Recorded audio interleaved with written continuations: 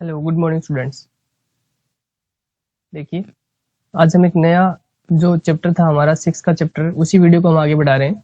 6 का चैप्टर है ट्रायंगल, त्रिभुज। इसके बारे में पढ़ेंगे अपन। देखो, ट्रायंगल की बात करते हैं, त्रिभुज की। तो सबसे पहले त्रिभुज की अगर बात करें तो त्रिभुज के जो टाइप होते हैं वो भी साथ साथ में बता देता हूँ। देखो, ट्रायंगल, त्रिभुज के जो टाइप होते हैं वो एंगल बेस जिसको आप कोण के आधार पर बोलते हो, कोणों के आधार पर त्रिभुज को बांटा गया है। और दूसरा है साइड बेसिस ऑफ साइड बोल सकते हो या साइड बेस बोल सकते हो, यानी कि भुजाओं के आधार पर, भुजाओं के आधार पर। ध्यान दो, कोणों के आधार पर त्रिभुजों को 3 प्रकार से बांटा गया है। जैसे कोण जो होते हैं एंगल 3 हिसाब से हो सकते हैं। जैसे या तो 90 डिग्री का कोण बन सकता है, 90 डिग्री का, जिसमें 90 डिग्री का कोण बनता हो। देखो, ये 90 डिग्री का कोण है, 90 डिग्री का कोण बनता हो, इसमें समकोण बोलते हैं उसको, समकोण त्रिभुज, right angle triangle, right angle triangle. और दूसरा जिसमें 90 डिग्री से भी अधिक कोण बन जाए, बड़ा बन जाए, 90 से भी बड़ा कोण बन जाए। देखो, ये कोण 90 से बड़ा है और 90 से बड़े कोण जो बन जाता है उसको बोलते हैं अधिक कोण। 90 से अधिक हो गया, इसको बोलते हैं अधिक कोण त्रिभुज, जिसको आप बोलते हो ऑब्टयूज एंगल ट्राइंगल, ऑब्टयूज एंगल ट्राइंगल। अगर 90 से छोटा कोण बन जाए, जैसे ये कोण बना रहा हूं मैं, ये 90 से छोटा कोण है, देखो 90 से छोटा बन गया, और इससे अगर त्रिभुज बना दिया जाए ट्राइंगल, तो वो हो जाएगा न्यून कोण त्रिभुज, न्यून कोण त्रिभुज, यानी कि acute angle triangle, acute angle triangle. इसी हिसाब से साइड के बेस पे भी 3 प्रकार से डिवाइड किया गया है, 3 प्रकार से बांटा गया है। ये वाले थोड़े इंपॉर्टेंट है, ध्यान से समझना है इसको। देखो, भुजाओं की बात करिए तो हो सकता है कि तीनों भुजाएं बराबर हो जाएं त्रिभुज की। तो मान लो कि तीनों भुजाएं अगर त्रिभुज की बराबर हो जाएंगी तो उसको बोलते हैं समबाहु त्रिभुज, क्योंकि सम मतलब समान और बाहु मतलब भुजा, समान भुजा हो जाती है, उसको बोलते हैं समबाहु त्रिभुज, जिसको आप बोलते हो इक्विलेटरल ट्रायंगल, इक्विलेटरल ट्रायंगल। इसके तीनों कोण भी बराबर होते हैं, ये भी याद रखोगे आप। जिसकी तीनों भुजाएं बराबर होती है उसके तीनों कोण भी बराबर होते हैं, और तीनों कोण 60 डिग्री के होंगे, ये हमेशा याद रखोगे। 60 डिग्री के, 60 डिग्री के ही होंगे। दूसरा होता है जिसकी दो ही भुजा बराबर हो, ये वाली भुजा और ये वाली दो ही भुजा बराबर हो, उसको बोलते हैं समद्विबाहु। सम मतलब समान, द्वि मतलब दो, और बाहु मतलब भुजा, जिसकी समान दो भुजा हो, जिसको आप बोलते हो आइसोस्केलस ट्रायंगल। इसमें दो कोण बराबर होते हैं ये वाले, अब कितने डिग्री के भी हो सकते हैं लेकिन ये। और एक होता है विषम बाहु, जिसकी कोई भी भुजा बराबर नहीं हो, भाई ये अलग ही माप की हो, ये अलग माप की हो, ये अलग माप की हो, तीनों ही अलग अलग माप की हो, उसको बोलते हैं विषम बाहु, विषम बाहु त्रिभुज, जिसको बोलते हैं स्केलन ट्रायंगल। ये होते हैं। अब ये तो ट्रायंगल के मैंने प्रकार बताए थे। इस ट्रायंगल वाले चैप्टर में हम सबसे मेन जो है टॉपिक वो हमारा सिमिलरिटी, समरूपता पढ़ेंगे। ध्यान देना, समरूपता, समरूपता के बारे में पढ़ेंगे। ध्यान दो, हमारा मेन टॉपिक जो स्टार्ट होता है समरूपता, सिमिलरिटी। देखो, समरूप क्या होते हैं। जैसे मान लो कि 2 ट्रायंगल बना दिए मैंने, एक ट्रायंगल ये बना दिया और एक ट्रायंगल बना दिया ये, उससे साइज में बड़ा है, लेकिन ट्रायंगल ही त्रिभुज होना चाहिए। 2 त्रिभुज बना दिए मैंने, एक त्रिभुज का नाम दे दिया ABC और एक त्रिभुज का नाम दे दिया PQR। ये समरूप कब हो जाएंगे वो सुनो। समरूप ट्रायंगल समरूप तब हो जाएंगे जब इसके सारे कोण तो बराबर होने चाहिए। जैसे A कोण है वो P के बराबर हो, B कोण है वो Q के बराबर हो, और C कोण है वो R के बराबर हो। जैसे मान लो कि ये 50 डिग्री का कोण है और ये 60 का कोण है, और मान लो ये 70 का कोण है, तो इसमें भी एक कोण 50 का, एक 60 का और एक 70 का होना चाहिए। तीनों कोण बराबर होने चाहिए। तो समरूपता में सबसे पहले तो कोण क्या होने चाहिए, बराबर हो। एक बात तो ये ध्यान रखोगे, कोण बराबर होने चाहिए, angle are equal.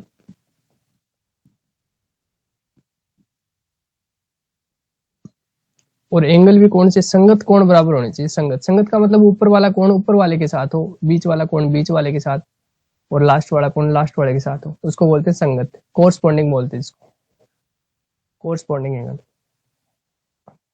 Corresponding angle equal होने चाहिए। और दूसरा देखो, इसके भुजाओं का अनुपात बराबर होना चाहिए, साइड का रेशियो। यानी कि जैसे मान लो कि ये 5 सेंटीमीटर की भुजा है और ये मान लो 10 सेंटीमीटर की, इससे डबल है, तो सारी डबल होनी चाहिए। जैसे मान लो कि ये अगर 4 सेंटीमीटर की हो तो ये 4 की डबल 8 होनी चाहिए। मान लो कि ये 7 सेंटीमीटर की हो तो ये 7 की डबल 14 सेंटीमीटर होनी चाहिए, 14। तो इनका भुजाओं का अनुपात क्या आना चाहिए? सेम। अनुपात का मतलब क्या समझ रहे हो? अनुपात का मतलब ए बी है, इसके नीचे कितना, इसके भुजा कितनी है? 5 है, तो 5 और 5 के भाग में देखो कितना लेंगे अपन, 5 का डबल 10 है। ऐसे ही 4, 4 के भाग में कितना लेंगे? 8, और 7 के भाग में 14 लेंगे, तो 7/14। देखो इसको काटेंगे तब भी 1/2 आ रहा है, इसको काटेंगे तो 4 एकम 4, 4 दूनी 8, इसको काटेंगे तो 7 एकम 7, 7 दूनी 14, ये भी 1/2 आ रहा है। सारे बराबर आ रहे हैं, और बराबर जब आ जाते हैं उसको बोलते हैं भुजाओं का अनुपात क्या है? बराबर है। Ratio of side are equal. तो लिखोगे संगत भुजाओं का अनुपात, संगत भुजाओं का अनुपात बराबर हो, बराबर हो। The ratio of side are equal. Corresponding ratio बोलेंगे इसमें, corresponding ratio of corresponding sides, ratio of corresponding side are equal, ये होगा। ठीक है, भुजाओं का रेशियो इक्वल होना चाहिए। अब एक क्वेश्चन आता है एग्जाम में, बार बार आता है, वो ये पूछा जाता है कि जैसे एक क्वेश्चन आया था पीछे कि ऑल सर्कल आर, फर्स्ट सभी वृत्त, सभी वृत्त, फिर खालिस्तान दिया गया था, फिर यहाँ पे 2 ऑप्शन थे, एक तो समरूप है और एक सर्वांगसम, सर्वांगसम होते हैं। ठीक है, तो इसमें आपको समरूप लगाना था। सभी वृत्त क्या होते हैं? आपस में समरूप होते हैं। All circle are, circle, all circle are, फिर ब्लैंक आ जाएगा, फिर यहाँ पे सर्कल या तो सिमिलर होंगे, सिमिलर, और दूसरा ऑप्शन था कॉन्ग्रेंट।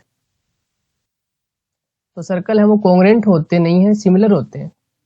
सिमिलर का मतलब मैंने क्या बताया था, वो बड़े छोटे हो जाएंगे। जैसे ये ट्रायंगल छोटा बनाया, मैंने बड़ा बनाया, तो आपको पता है कि सारे वर्त एक जैसे थोड़ी होते हैं भाई। जरूर थोड़ी कि एक वर्त में इतना बड़ा बनाऊंगा तो दूसरा भी इतना ही बड़ा बनेगा हर बार, ऐसा नहीं होता। वर्त हम बड़े छोटे बना सकते हैं, उससे बड़ा बना सकते हैं, उससे बड़ा बना सकते हैं। तो वर्त जो होते हैं आपस में वो समरूप होते हैं, और जो छोटी बड़ी आकृति होती है ना लेकिन गोल हो सारी की सारी, तो उनको समरूप बोलते हैं, सिमिलर। तो सोचोगे सर सर्वांगसम क्या होता है? फिर कॉन्ग्रेंट। सर्वांगसम वो होता है जो बराबर हो, एकदम ही बराबर हो, वो सर्वांगसम होते हैं। जैसे ये वर्त बनाऊं तो मैं इस धरती पे कोई भी वर्त बनाऊंगा तो वो इसी के बराबर हो, तब तो वो सर्वांगसम हो गई। ठीक है, कॉन्ग्रेंट। लेकिन हमेशा बराबर वर्त थोड़ी बनते, बड़े छोटे बन जाते हैं। कितना भी बड़ा वर्त बना सकते हो, कितना ही छोटा बना सकते हो, तो वो समरूप बोले जाते हैं उनको, सिमिलर। ऐसे ही क्वेश्चन ये आ सकता है कि all square are, all square are, और फिर यही 2 ऑप्शन आ जाए मान लो इसमें, सिमिलर वाला और कॉन्ग्रेंट वाला। तो आपको सिमिलर ही करना है, यानी कि सभी वर्ग, अगर सभी वर्ग भी आ जाए, वर्ग की जगह क्या नाम आ जाए, सभी वर्ग होते हैं, तो सभी वर्ग भी समरूप होते हैं, ये भी याद रखना।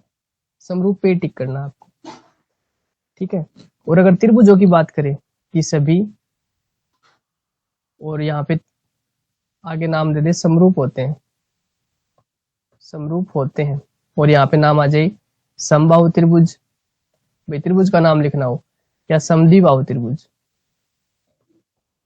तो आपको समबाहु पे टिक करना है, क्योंकि समबाहु मतलब सारी भुजा बराबर होती है ना, वही समरूप होते हैं। ठीक है, जिसको आप क्या बोलते हो, इक्विलेटर ट्रायंगल। इक्विलेटर ट्रायंगल ही हमेशा सिमिलर होते हैं, ये ध्यान रखना। तो समद्विबाहु पे मत कर देना गलती से भी, समबाहु पे करना है। आगे देखते हैं इसमें,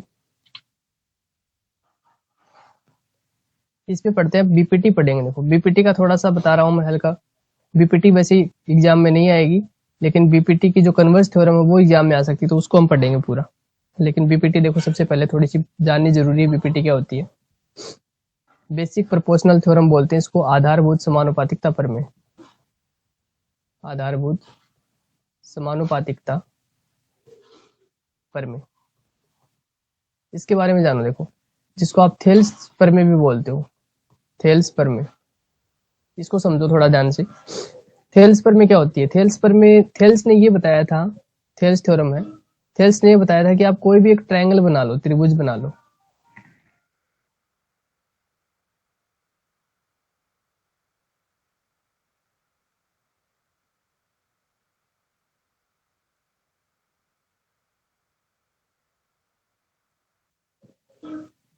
यहाँ पे ए हो गया, ये बी हो गया, ये सी हो गया। अब इस पे देखो, यहाँ पे इसने ये बोला था कि थेल्स थ्योरम में जो कोई भी त्रिभुज होता है उसमें एक समांतर रेखा खींची जाए। समांतर रेखा जो आपस में इन दोनों, जैसे ये इसके समांतर चल रही है, देखो लगातार आगे बढ़ा लो, ये आपस में कभी नहीं मिलेंगे। तो इसने बोला कि त्रिभुज में अगर आप समांतर रेखा खींच दोगे ना, जैसे मान लो कि ये डी ई एक समांतर रेखा खींच दी मैंने, किसके समांतर है, बीसी के समांतर है। तो इसने बोला कि वो अनुपात बराबर आएंगे, फिर भुजाओं का अनुपात क्या होगा, बराबर होगा। यदि एक पैरेलल लाइन डाल दी जाए तो रेशियो है वो इक्वल रहेगा, इसने ये बताया था। क्या बताया वापस सुनो। इसने बोला कि यदि कोई भी त्रिभुज में डीई अगर पैरेलल हो जाए बीसी के, समांतर रेखा आ जाए, तो आप उनका रेशियो इक्वल लिख सकते हो, यानी कि एडी अपॉन में डीबी लिख सकते हो बराबर एई अपॉन में ईसी लिख सकते हो। ठीक है, एडी के अपॉन में डीबी लिख सकते हो और एई के अपॉन में ईसी लिख सकते हो, ये बताया था इसने। ये थेल्स थ्योरम होती है। एक नंबर का क्वेश्चन इससे पक्का आता है। क्वेश्चन क्या है वो भी मैंने आगे ले रखा है, वो आप ध्यान से समझना। फिलहाल तो आप इतना ही समझो कि इनका रेशियो आप इक्वल लिख सकते हो, इनका अनुपात बराबर लिख सकते हो। दूसरा, कभी कभी आप बीपीटी ऐसे भी लगा सकते हो, यानी कि एडी के अपॉन में इस आधी लाइन के भाग में आप पूरी लाइन भी लिख सकते हो, यानी कि एफ भी लिख सकते हो पूरा, और एई के भाग में आप एसी लिख सकते हो पूरी लाइन, ऐसे भी लगा सकते हो। ठीक है, इस हिसाब से ये थेल्स थ्योरम थी, इतना ही ध्यान रखो बस आप इसको एक बार। इसकी कन्वर्स थ्योरम हम पढ़ेंगे, वो मैंने आगे ले रखी है, उस पर वो पढ़ेंगे। अब इसके बेस पे एक क्वेश्चन करते हैं। देखो पहले, जैसे मान लो कि एक त्रिभुज दे दिया आपको और एक समांतर रेखा दे दी। क्वेश्चन कैसे आएगा, क्वेश्चन ऐसे आएगा कि एक त्रिभुज दिया जाएगा, त्रिभुज का नाम हो गया, और यहाँ पे ए बी लिख दिया, मान लो ये समांतर रेखा लिख दी। तो क्वेश्चन में लिखा जाएगा कि ए बी जो है वो समांतर है क्यू आर के, क्वेश्चन में बताया जाएगा। और आपको कुछ भुजा दी जाएगी, जैसे मान लो कि ये वाली भुजा आपको 5 सेंटीमीटर दे दी और ये वाली 20 दे दी नीचे वाली, और यहाँ पे आपको अक्स लिख के दे दिया, और यहाँ पे लिख दिया मान लो 12 लिख दिया। तो बोला जाएगा कि एक्स का मान निकालो। तो आपको कुछ भी नहीं, थोड़ा सा ध्यान से समझना और भाग में लगा देना है। बीपीटी लगाएंगे तो लिखोगे बाई बीपीटी। बीपीटी मतलब ये वाला लगाएंगे अपन, देखो कैसे लगाते हैं। 5 के भाग में आपको 20 लिखना है बराबर एक्स के भाग में आपको 12 लिखना है। वज्र गुणा कर दो, अब देखो क्रॉस मल्टीप्लाई कर दो, मतलब एक्स को 20 से गुणा करना है और 12 को 5 से गुणा करना। तो देखो एक्स को 20 से गुणा करेंगे तो 20 एक्स बन जाएगा, और 12 को गुणा करेंगे 5 से तो 12 पंजे 60 हो जाएगा। एक्स बराबर करेंगे तो देखो 60 में भाग जाएगा, ये गुणा की संख्या ही हमेशा भाग में जाती है, तो 20 आ जाएगा भाग में। 0 से 0 कट गया, और 2 तिया 6, या फिर 20 तिये 60, सीधा काट लो जी, 20 के पाड़े में 60 आता है, 20 तिया 60। एक्स का मान कितना आ गया, 3 सेंटीमीटर आ जाएगा। ऐसे करना आपको। जैसे मैंने ये क्वेश्चन भी ले रखा, देखो इसको करते हैं अपन। इसमें ये क्वेश्चन दे रखा है कि डीई है, समांतर है, देखो ये लाइन इसके समांतर है बीसी के। तो आपको अक्स का मान निकालना, तो देखो ये भुजा निकालनी है आपको। डी बोला जाएगा कि एडी भुजा निकालो। कौन सी भुजा, एडी भुजा की वैल्यू बताओ। तो एडी भुजा को मैं एक्स मान लेता हूँ एक बार। भाई ये भुजा आपको दे रखी है, ये भी आपको दे रखी है, ये भी आपको दे रखी है, तो ये पूछ ली मान लो। तो देखो कैसे करेंगे, तो लिखोगे by BPT. By BPT, BPT से क्या हो जाएगा, अक्स के भाग में 7.2 लिख दो, अक्स के भाग में 7.2 लिख दो, और 1.8 के भाग में लिख दो आप 5.4। इतना काम करना बस। अब देखो पॉइंट हटाते हैं इनके, थोड़ा सा ध्यान से समझना। इसका जब मैं पॉइंट हटाऊंगा तो नीचे 10 आएगा। क्यों, क्योंकि पॉइंट के बाद में एक संख्या थी, तो नीचे 1 0 10 आएगा मतलब। इसका जब पॉइंट हटाऊंगा, जैसे ये पॉइंट हटाया तो ऊपर 10 आ जाएगा, क्योंकि जैसे ही मैंने पॉइंट के बाद में एक संख्या थी तो ऊपर 1 0 लेंगे। इसका पॉइंट हटाऊंगा नीचे से तो ऊपर 10 आएगा। ठीक है, और ऊपर पॉइंट है ही नहीं। अब देखो संख्या क्या बन गई,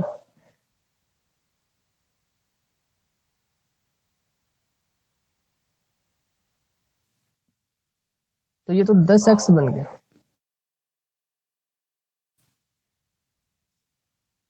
तो ये बन गया 10x बन गया। 10 को x से गुणा करेंगे 10x, और नीचे कितना है 72, 72 बन गया, पॉइंट हट गया।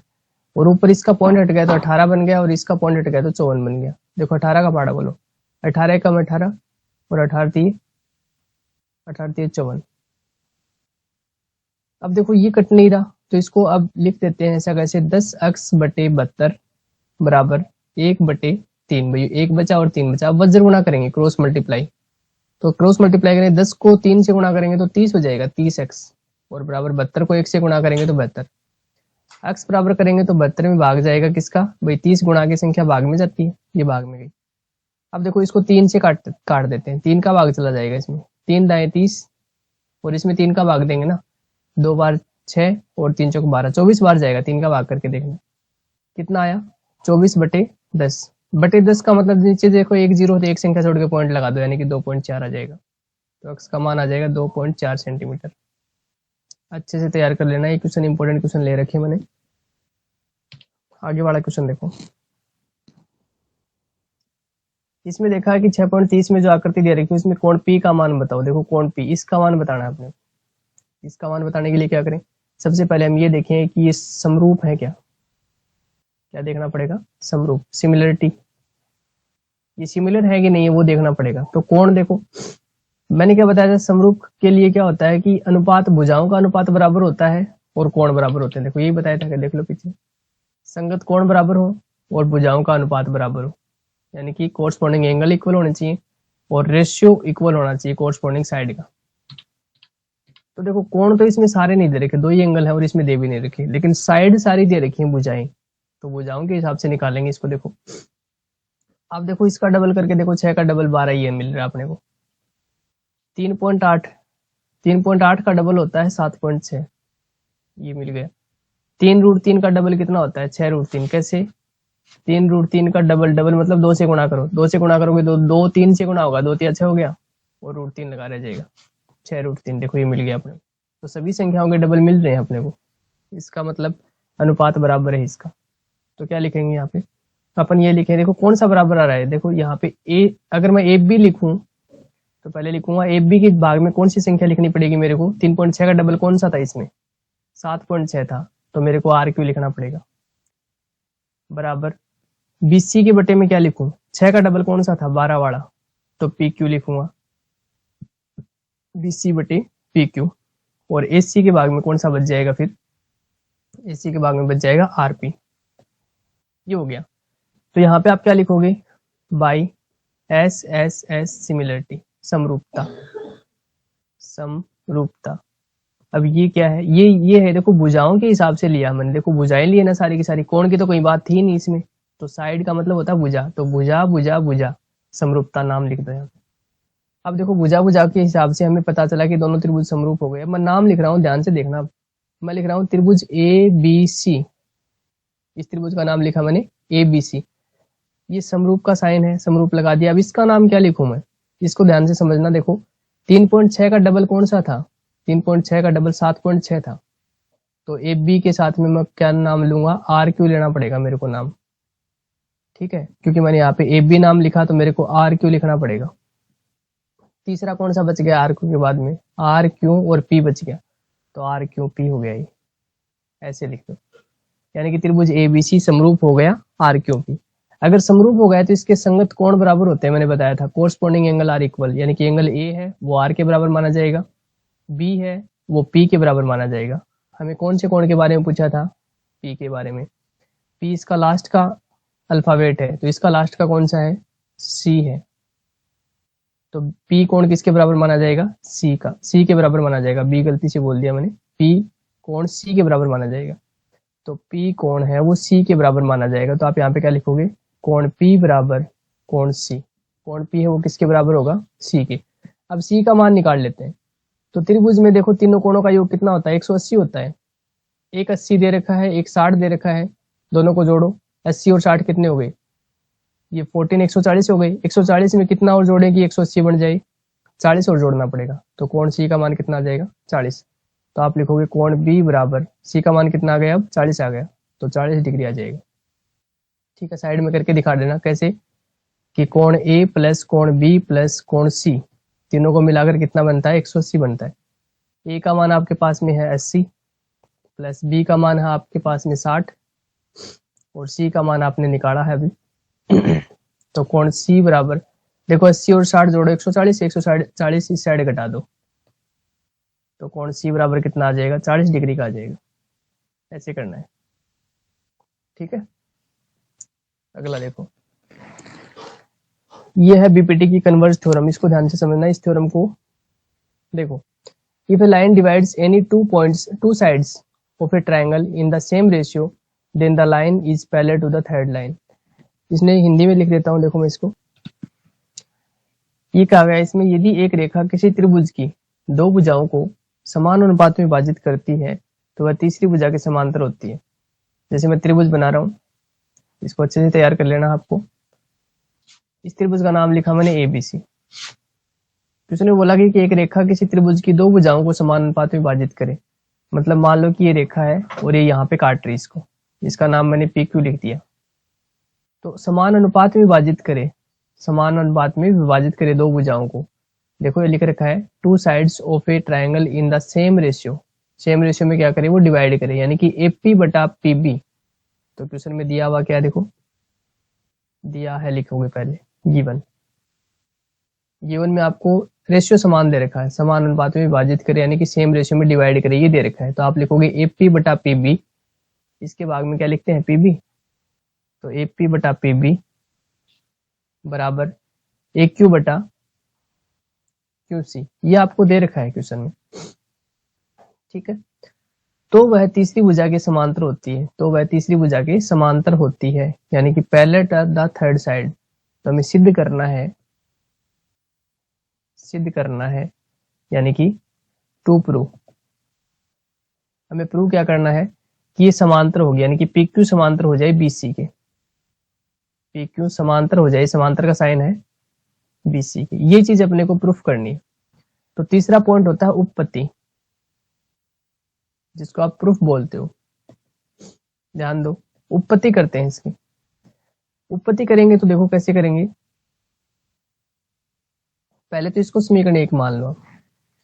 अब देखो उपपत्ति करेंगे तो मैं मान लेता हूं कि ये जो रेखा है पी क्यू वो इसके समांतर नहीं है। मैंने एक और रेखा मान ली पी आर, मान लो, चलो मैंने मान लिया कि पी आर है ना, वो समांतर है, रेखा है किसके, बीसी के। तो यहाँ पे क्या लिखेंगे, माना लेट पी आर जो रेखा है वो समांतर है बीसी की। ये मान के चलता हूं मैं एक बार के लिए कि पी आर है वो समांतर है इसके। तो पी आर अगर समांतर मानूंगा, पैरेलल मानूंगा, तो जो मेरे को बीपीटी लगानी है वो पी आर के हिसाब से लगानी है। तो बीपीटी कैसे लगती है, ये बटे ये, यानी कि एपी के बटे में क्या आ जाता है, एपी के बटे में क्या आ जाता है, पीबी बराबर, देखो एपी के बटे में पीबी आ जाता है, बीपीटी हमने पढ़ी थी पीछे। तो इस साइड से क्या लिखें, इस साइड से आप लिखोगे ए आर के बटे में आर सी लिखोगे। ए क्यों नहीं लिखना, क्यों नहीं लिखना, क्योंकि मैंने पी आर के हिसाब से कर रहे हैं अपन, पी आर के हिसाब से। तो पी आर के हिसाब से कर रहे हैं तो ए आर तक लेंगे और नीचे आर सी ले लेंगे। क्यों का कोई मतलब नहीं है, एक बार छोड़ दो इसको। तो यहाँ पे लिखेंगे ए आर बटे आर सी।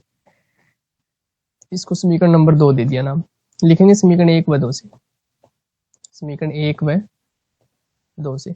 समीकरण 1 और 2 को देखोगे तो देखो इसमें भी एपी अपॉन पीबी आ रखा है, इसमें भी एपी अपॉन पीबी सेम आ रखा है। तो एलएचएस इक्वल होंगे तो आप आरएचएस को इक्वल रख सकते हो। तो आप क्या लिखोगे, देखो इसकी आरएचएस क्या है, ए क्यू अपॉन क्यू सी, ए क्यू अपॉन क्यू सी किसके बराबर मानी जाएगी, इसके बराबर, ए आर अपॉन में आर सी के बराबर मानी जाएगी। आगे देखना ध्यान से, मैं एक बार वापस लिख रहा हूँ, ए क्यू अपॉन में क्यू सी आ गया अपना, और ए आर अपॉन में आर सी आ गया। कोई भी लाइन पूरी बनाने के लिए उसमें एक जोड़ देते हैं, तो मैं दोनों तरफ एक जोड़ दूंगा। तो देखो यहाँ पे भी एक ऐड करूंगा मैं, लिख देंगे बोथ साइड एडिंग 1, यानी कि दोनों तरफ एक जोड़ने पर, दोनों तरफ क्या करेंगे, एक जोड़ने पर,